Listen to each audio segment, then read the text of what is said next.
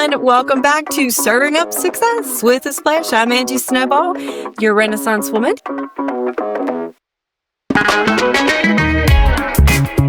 Here with my co-host, Bruce Cramer, as I always say, the corporate cockroach.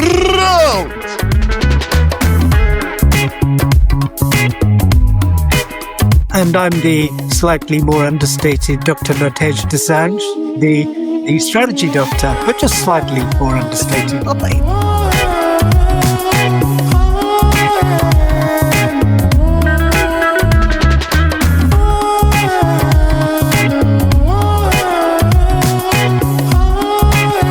Hey guys, how you doing? Well, as always, thank you everyone for tuning in with us. We love having you here. We appreciate you liking, following, subscribing, doing all the great stuff that you're doing everywhere. You'll probably notice we are now on Apple, so we're caught up on Spotify. You can find us everywhere. If you have trouble finding us, find me and we'll tell you where we are. So this week's category, topic, subject, whatever you want to call it, Imposter Syndrome. And you can kind of tell the ones I choose have a theme. I have it. I have the problem. I struggle with it, whatever.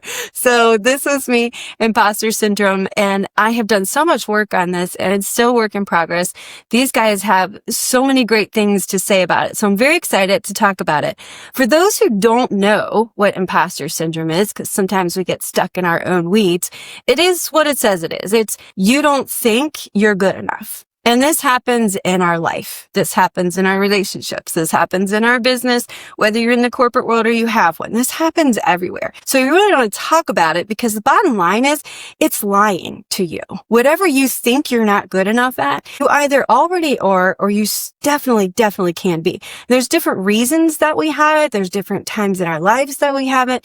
And we're going to delve into the different types. We're also going to delve into why we have it. And then we're going to talk about how to get rid of this sucker because it limits you and hinders you so much. I cannot tell you how much working on it has changed my life. So we're going to start, as always, though. Bruce, tell us about what we're drinking. Well, in today's episode, appropriately, we have the Espresso Martini. And you can get the ingredients out on our YouTube station /page. I actually have the mocktail version today, but the reason why you have it, because it wakes you up and makes you ready to make things happen. So it's very appropriate. So to piggyback, so first of all, cheers, hit subscribe, hit that like button. But now to piggyback again, on what? On what? No, the mocktail's pretty good. Yeah, it is. It's actually really good. Like chocolate milk with a little kick. But anyways, Yes. As Angie pointed out there, a Dr. Valerie Young said there's actually 5 types of the imposter syndrome. One being that perfectionist that believes anything less than flawless is failure. That's not good. Second was the expert. You feel unqualified unless you know everything. That's impossible. Then there's the soloist that avoids asking for help so they can appear to be independent. To the contrary, I would say. And then there's that natural genius that believes talent should come easily. Nothing in life worthwhile comes easy. I'm here to tell you that. As the slow kid. Then there's that superhuman that tries to do everything to the umpteenth degree. Good luck with that. So those are kind of the 5 types. The perfectionist, expert, soloist, the genius, and of course, superhuman. Now, one of the things Angie asks, because as you know, we fly by the seat of our pants, which is why we have to drink. That's the reason. All kidding aside, she said, well, how does the work environments or typically your professional environment sometime really drive that imposter syndrome feeling or disposition? And what I would say is cultures that are built around 0 mistakes or people are constantly overworked or there's a fear of failure. That's one way they drive it. Another way is they have awards and metrics that actually pit people against one another. not good. Competition is good, but pitting people against one another, not. Another thing is they create an environment where people are afraid to ask questions or ever appear to be a little uncertain. That's not good. And then there's those environments where there's no clear expectations or the priorities are constantly changing. That leads to a lot of imposter syndrome. And then there's also where you lack somebody that looks or thinks like you. Like you might be the only woman on the team, or by far the youngest person on the team, or maybe a person of color different from everyone else. And then there's also the culture that puts a lot of emphasis on credentials and titles, which I'm here to tell you is bullshit.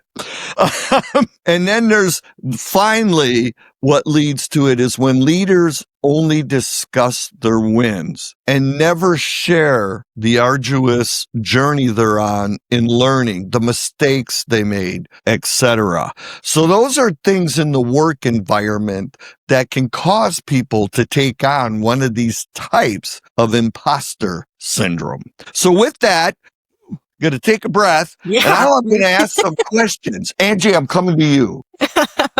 Okay. In your life, career, or business, have you ever experienced the imposter syndrome? And can you give a specific example? Man, I'm still doing it. It happens at different times. I just have better tools now. But I think the first one, I guess, really was when I was, 22 years old, 23, and Procter & Gamble says, hey, we think it'd be great if you would go to Europe and do, I'm like, what the? I'm the farm girl that has the theater degree. I'm not sure you guys picked the right person here. But anyway, the whole time I was afraid of what I did. On the upside, I didn't know what I didn't know because I didn't get a business degree. So I had no expectations of what I was supposed to know or not know. And I figured that was always what I said. I'm like, look, guys, this isn't my world. I don't understand what's going on.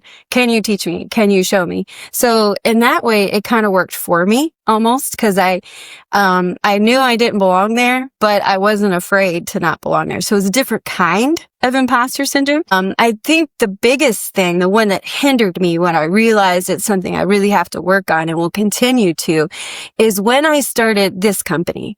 The first one happened by accident. But this company, I took a long time to get it off the ground. And anybody that knows, it's a whole nother story about my younger brother and how it got started. But he's really the reason that I finally did this. But this whole time I didn't. And I was really like 3 years behind because I just kept thinking like, I don't know, do I really know enough about marketing? There's other people that do this. There's other people that do this. And I don't know, LinkedIn was so easy. And I had a few good coaches that were like, Angie, no, nobody knows what you're doing. Whatever you think is easy is not easy to everybody else. So those are two big ones, I think, and they affected me different ways. So probably didn't answer your question, just made more, but hey. Oh, no, that was, it's interesting because your stories are usually pretty damn relatable. And I easily can identify with just about everything you said. But Dr. Nawtej, what about you? Do you have some examples? And Angie, I look at him and I go, I bet you he's never had it. I thought that too when I met him. Well, I was like, he's probably never had it. You'd be totally wrong. You'd be totally wrong. When I look through the 5 types, I definitely think that I have to excel in everything I do. And I work hard and long to be the person that excels. To the point that I negate other things in life, including family. But I think what I'd say is that I don't think imposter syndrome in me has been absent, but I don't think it's been strong to be damaging. And I think the other thing that I'd say is that I've always been aware of imposter syndrome and I've used it to excel. So I've used it to almost make myself, nervous and to drive myself forward even more and to be even more superhuman. But I sort of recognize it, and maybe this is going off in a slightly different tack, but I sort of recognize it as potentially damaging, but I also recognize it as potentially of use And I if think it doesn't that's get out so of control. cool because I didn't think about it that way until we were talking about this as a subject, because to me, I'd always thought about the negative part of, oh man, I'm 3 years behind. I should have done this back in 2020. I should have done this. When I really started diving into it was the first example I gave. That actually worked to my advantage to have it back then, because it changed the way I looked at things versus other people that were afraid to ask the questions and were just, sat there in ignorance forever. So I think that's great, Dr. D. The thought that it doesn't have to be a negative thing as long as you know what it is and you're choosing to use it. That's a great point. Angie, I want us to guess what Bruce, rather than him give the example, I want us to guess what he is. Okay. And then he can confirm or otherwise. So I'm guessing that, Bruce is the perfectionist. Everything has to be perfect, or he's failed. He's not going to go ahead, and he's just the ultimate perfectionist, isn't he? Angie, what do you think? I'm going with perfectionist too. I think definitely. I also think though that in a lot of cases, if I look at the perfectionist, it kind of almost, you become the superhuman because you're a perfectionist. So I'd be curious, if that's his, because I'm not a that's one thing is good about me. I don't care. I figure it's never going to be perfect. I just don't have the patience for it. It's not like I chose to not be a perfectionist. I was like, I don't have time for this crap. So let's go forward. So I'm really curious not having that. Do you feel like, if you're a perfectionist, which I think he is too, do you feel like that also makes you a little bit in that superhuman category of excelling? Yes and no, and damn it. We were right. And by the way, for the audience listening in, these two sometimes kick my ass over being the perfectionist. Get going. What are you waiting for? You don't have to have every I dotted and every T crossed. Learn as you go. And so I am so guilty. And you know what's interesting? You guys nailed it. I get coaching from both of you, which I'm going to say to everybody is definitely needed. So surround yourself with people that call you out, because it is an issue. It still gets in my way. Now, Angie, real quick before I turn it over to Dr. D, to your point about does it lead me to superhuman? It leads me into tunnel vision, which then takes me away from other aspects of my life, because I'll become obsessed with one or two things, typically things that I'm working on, like our business that we're all partners in. And if I become too obsessed, it's at the expense of everything else. I really not trying to do everything else. I just become so focused on getting this just perfect that it blows up other relationships and undertakings that surround me in my life. So I've always got to guard against it. And, as always, I always talk about my Noelle. She's more than willing to kick my ass when she sees that happening. And now I got you two also chiming in, so I can only get better. No, I think that's why we work so well, is we do balance each other out, because I need more of that perfectionist because I don't have any patience. So let's just go do it. And it's good to hold back and do a little bit. Also, I asked you that question, but interesting, I'm definitely the expert. That is my thing. I'm not an expert. I'm not ready to do it yet. I'm not an expert. I'm not ready. And that is also similar to perfectionist, which I say I'm not, but in some ways it really is. I won't go forward because I don't think I'm smart enough yet in that field. I'm not an expert. Smart enough, I guess, isn't the right word. I just feel like I'm not an expert yet. I don't feel like I know enough. But what I'm learning is what Bruce is learning. You're never going to be perfect. Progress over perfection, right? For me, expertise, especially in the world of AI, it's changing every day. Nobody's an expert in anything. It's happening so fast. So you just have to share and go with the things you do know and be open to learning more. But anyway, so we've all decided we have this. Dr. D, tell us why we have this, especially because we're all very successful, overachieving people, and we still have imposter syndrome. Why does that happen? So, I wish, in some ways, I wish you hadn't asked me this question. I'll tell you why, because I want to talk about this for about 6 hours. I find this sort of geeky thing fascinating, and it really is a fascinating question. I thought he'd like this. There's basically, an evolutionary basis or hypothesis, not a basis because we can't know for certain, but there's a hypothesis why imposter-like feelings were adapted. We as humans adapted them. I'm not going to go through the whole thing. A couple of reasons why this may have been the case. So, social cohesion and group survival. So, our early ancestors evolved in small, tight-knit groups. What mattered in these groups more than competence? Belonging. Belonging mattered more than anything. Trust mattered more than anything. And so this self-doubt would help individuals avoid overconfidence that could threaten their place in the group. People second guessing their standing would be more attuned to getting feedback, social feedback from the group. Remember, I said the most important thing was trust in our early, in these early groups. If there wasn't trust, the group would break down. No food would be gathered or hunted. Yeah. And trust was paramount. You know, in these groups, there was very little crime. There was very little violence or other crime. Because this trust existed, but it made us adapt these behaviors. Another reason, I'll give you one more and then let's talk about it, is status calibration. Imposter feelings would help you regulate, status signaling. So it's better to not,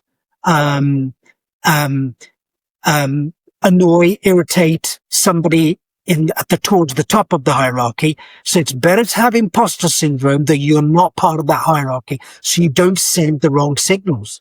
So there's a fundamental reason why we have imposter syndrome. I'd go further. I'd say, as I said earlier, a mild bit of imposter syndrome is good, because what's the alternative?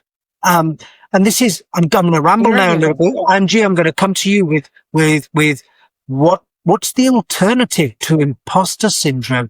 You know, if there was no imposter syndrome, okay, there was a lot of gesturing, there was a lot of arrogance. What would be the alternative to imposter syndrome? I think the alternative is arrogance, and the real danger of arrogance is your inability to learn. Because when you're very arrogant and you don't know something, you just sit in ignorance and you don't grow and you don't learn and you don't get better. And so in some ways, like that first job I had, I was ideal for that. There were so many other people older than me, more experienced than me, far more educated, that had the same questions I had, but they were afraid to ask them because they had this, like, worried about their reputation, worried about what people thought about them, thought they should know. And in reality, nobody should have known. Most of the time, nobody knew the answer to my question. So, like, what would we have done if I not asked it? Just sit around and have meetings for 3 more months until we decided nobody knew what was going on? So I think that's the danger, is arrogance leads to a stagnant place of ignorance. As usual, Angie, I didn't give you the question beforehand, and I thought I knew I wouldn't catch you. Otherwise I wouldn't ask you the question. Up, so. And you did it as usual. You knocked the ball out of the park. I was very careful there not to say you knocked the park out of the ball, which I could have done. I was very careful. So, Bruce, an equally tough sort of question for you. Imposter syndrome keeps us humble, cautious, and cooperative. Okay. But obviously imposter syndrome in modern complex environments is sort of maladaptive. It's not great. So how do we, in that case, if we can't use imposter syndrome to remain cautious, humble, and cooperative, how do we do it then? How could we mimic the benefits of imposter syndrome without the downsides of imposter syndrome, which has permeated modern complex societies? Holy crap, did you understand that question? I'm not sure I understood it. Yeah. I'm not going to seek clarification. He's way too smart. I'm like, what? How do we stay humble without imposter syndrome? How do we do it?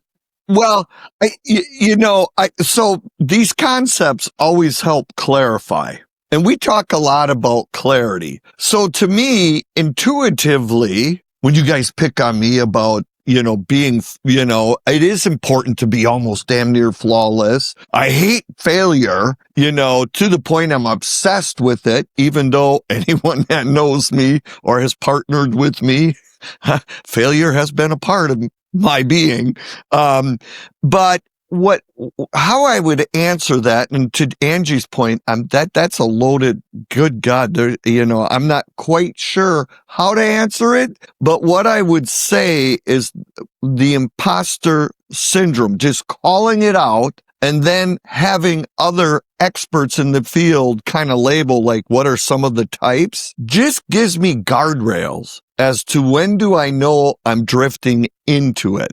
I think intuitively we've always known that, but it's come at a huge expense because we had no language in which to clearly articulate the particular type of we would just flounder and, incur a lot more failure, a lot more cost, a lot more unhappy relationships. So by having these types, I can see when I drift into that perfectionism mode.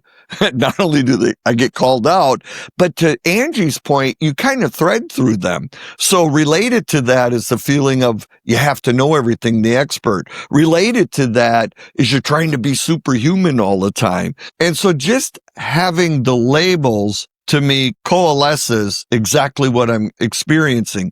But intuitively, we've all ran into this. It's just then you learn the hard way without a good language to diagnose and address. Yeah. I don't have a clue if I answered your damn question. So, Bruce, I'll let you into a secret. I have no idea how to answer that question either.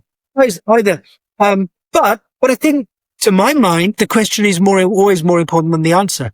If nobody's asking the question, as far as I'm concerned, we're not growing. So, but I will say this, and you look, we all know children, whether we have them but I find that generation who are sort of teenagers or in their 20s, they sort of just have a natural humility.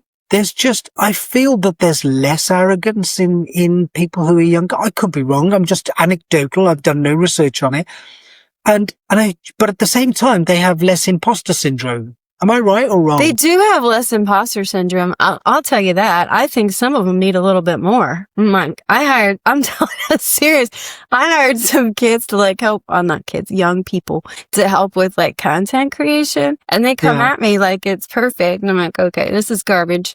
But I don't say that's garbage, and very nicely say, okay, well, let's talk about how you came to this. And if this was the objective, just trying to coach them through okay, why is this, and then it's just really good. I'm like, no, it's not. You didn't answer any of my questions. You're just very proud of yourself and this is not going to be used. I was like, you need some imposter syndrome because you are not doing good stuff.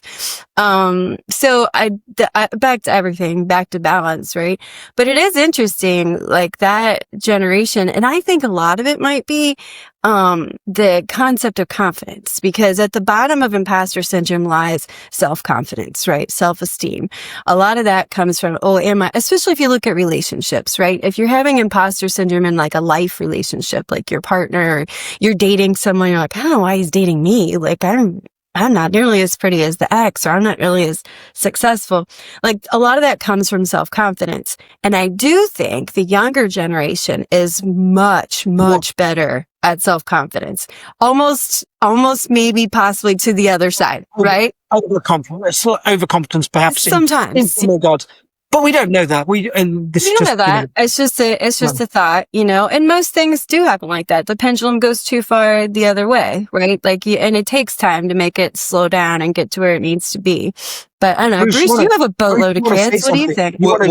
So I have a bit of I'm going to break from the group. I have a differing opinion. Okay. I think comparison culture is on steroids because of digital media. Yeah. So the way people look and dress and the types of activities they engage in, by every second they can follow, heaven forbid they have some false hero out there, some celebrity or whatever, and they get constant exposure, and then they start comparing themselves. Well, do I look like that, or should I look like that, or I don't do that? Should I be partaking in that? I think comparison culture has been put on steroids, and that can lead to lack of self-confidence. That can lead to perfectionism or the feeling of I'm just not good enough. So that would be the only aspect that I see put on steroids in the digital world we live in today. I see that too. That's a good point. It could be like false confidence, but it's still Yes. there. It's still preventing them from learning. I guess that was my thing with some of the young people I tried to work with was like, and I do have some wonderful young people that work with me. You guys know who you are. They're fantastic, but there are ones I did. Yeah, it's Nawtej. You're It's the other young person. Bruce, right? Yes. Angie, you're Yes. me and Bruce. They're my We're the young people. fantastic young people that you love working with. Yeah. Thank you. Angie's in control of us. I know. But yeah, they're good. Okay, true. So watching the time, we do have one more segment because obviously this is the most important, is the action. So we're aware that we have it. We know why we have it. We talked about what it is. Now let's talk about what do we do to get over it. So we've all said that we've had it, whether it protected us, served us, or inhibited us. We've all had it at one point in our lives. So Bruce, we'll start with you, I guess. What have you done to overcome the imposter syndrome? And then Nawtej, your question is going to be, what did you do to use it? Because you specifically mentioned how you used it. And I think these are two different things, two different answers. So Bruce, let's talk about some tips you might have to help people who have it, who are now listening to this thinking, oh crap, I have that. I didn't know I had that, but guess what? I'm the natural genius, imposter syndrome. What do I do? I've come to appreciate learning, which is probably the most important skill anyone can possess, is that ability to learn and want to learn, remaining curious and learning. And I would say that's also this part of the reason for this podcast is we share the messy failures and things that we're not so good at, like today. We're making it known it's okay not to be perfect. It's okay not to be the expert, because nobody falls into any of those perfectly. And so I've, to even help me overcome my perfection, I have to keep reminding myself, failure is okay. What's important is you're learning. Keep moving forward. So to me, I've just put all my eggs in the basket of I'm learning. I don't care what happens across any of those 5 types. As long as I'm getting better and I'm learning, I'm good to go. Yeah. Fail fast, fail forward, right? That's been my new motto lately. I'm like, look, I'm doing a lot of it. May as well do it quickly and go forward. Get it over. All right. Awesome answer. Nawtej, what do you think? How do we use it So first of all, I want to acknowledge that if imposter syndrome is really strong in somebody, I want to acknowledge that it's tough. So I don't want to say, oh, just use it. I don't want to come out with a glib answer that, oh, you got to use it. Look, if imposter syndrome is really strong, you've got to do the things Bruce said and Angie said and I've said, but I just want to recognize that what I'm about to say doesn't make, is not casting doubt on anybody out there who has strong imposter syndrome when I'm saying, use it. I think, the technique I've deployed for a long time, I never minded being vulnerable. I just didn't mind. And we share things on this podcast, right? And we are very comfortable disagreeing with each other and we don't take offense. And I've got to say, 5 minutes ago, Bruce said something. He said he disagreed, but he's convinced me to his view. So I was always quite comfortable with being vulnerable and showing my vulnerability. And I think I used that vulnerability just to think, okay, that didn't go too well, or I'm not too good at that. I can just try and work hard. At the end of it, I'll be no worse off than I am now. Yeah. So it didn't stop any action. I'll be no worse off than I am now if I work at it. And I think that's what I that's probably what I did.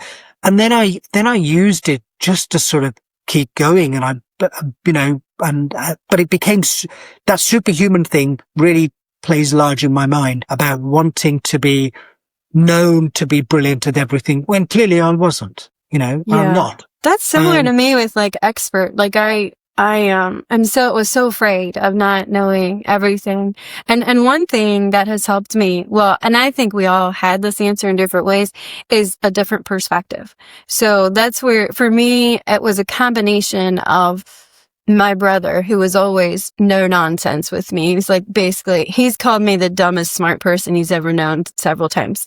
But he's never afraid to tell me, like, you're dumb. Don't do that. And it was good, right? Like, I needed that perspective and other perspectives. But I think that's what I needed, is perspective. So I had people telling me, like, get over yourself. On the other hand, I was like, okay, in order to get over myself, how can I do that? And I went out and got the perspective of, what am I not an expert in? Who do I think is an expert? And started looking at what they know, what they offer. For people in business, pricing strategy. See what they offer. Are you in the same? Yeah. Are you less? Are you overcharging, undercharging? And that really helped me see that although I didn't think I was an expert, for many of these people, I realized, well, you're not either. I know more than you know. So it kind of like put me in and I'm still not an expert, not saying that, but I always put myself at like a 1 at some of these things. And as I started to study and research and get new perspective, I was like, well, actually, you really are probably like a 5, maybe an 8 here, and that helped me as well, like to get that perspective. So as our last question, before we take one away, what about perspective? What are some ways that you feel like people can go out there and get some tangible perspective so that they can get over their imposter syndrome? So Bruce, you have to go first because you both look at me like a deer in headlights. So, well, God, there's so much. First of all, it's a disorder. Understand that when you're feeling what we're describing today, these types of imposter syndromes that exist, that it's a distorted perception. So ask somebody, what do you think? Here's how I'm feeling, or here's how I see myself. Ask. Surround yourself with people you trust. You don't need like a whole room full of people. You may have 1 or 2 people that you confide in, that you really trust.